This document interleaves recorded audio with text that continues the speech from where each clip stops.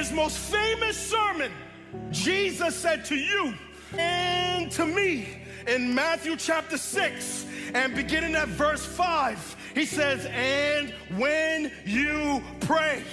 When is a presupposition in the text. That means the Lord expects you to pray.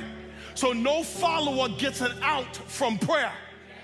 It's not for pastors, it's not for leaders, it's for every follower of Christ. Not if you pray, when you pray. That is, the Lord expects you to pray. And he says, but when you pray, go into your room, your closet, your bathroom, your car, the park, the office, the cubicle. Shut the door wherever you want and pray to your Father who is in secret. The secret of prayer is praying in secret. Secret of prayer is praying in secret.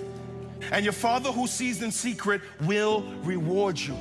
That is, he promises a reward for secret praying. If you pray, you will be rewarded. Now, he does not tell us what the reward is. He leaves it nuanced so as to not limit him in our thinking of what he could do when you pray.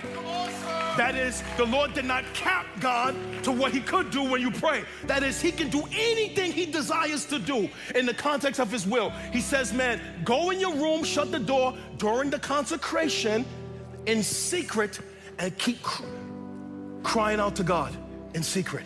Verse 7, and when you pray, do not heap up empty phrases as the Gentiles do, for they think that they will be heard with their many words. Do not be like them, but your Father knows what you need before you ask. You know what he's saying? Pray with honesty, pray with security. That is, just be honest about what your need is and pray that God will, in such a way that you have an assurance that God will hear you when you pray.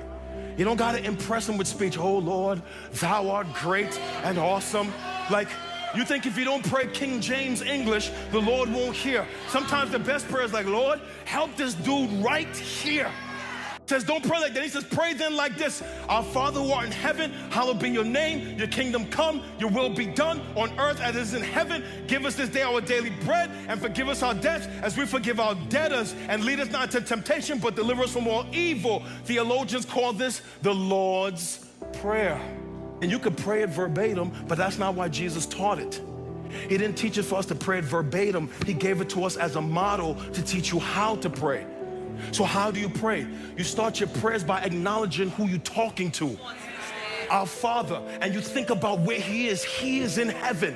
He is exalted. He is above. You think about who you're talking to and where he's seated. Then he says, your kingdom come and your will be done. Or he says, hallowed be your name. That is, worship God in your time of prayer.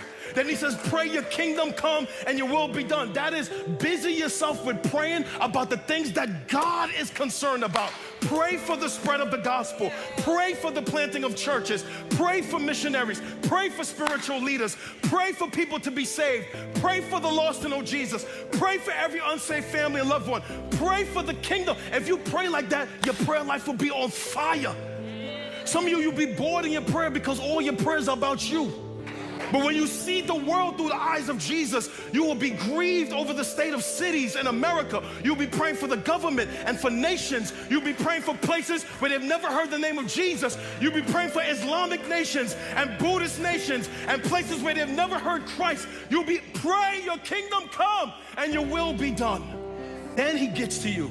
Give us this day of daily bread. Ask God for your needs and don't be ashamed. There's things you want in your heart you'll never say, but you have not because you ask not. Then he says, forgive us our debts as we forgive our debtors. That is, deal with your sin. Like, don't go into God's presence and act holy. Go into God's presence and act lowly and deal with your sin. Tell him you're a sinner. Tell him you messed up this week. Tell him you messed up last night, and wring out your heart from sin. And lead us not into temptation. That is, ask him for strength, right? So you see, the Lord commands us to pray.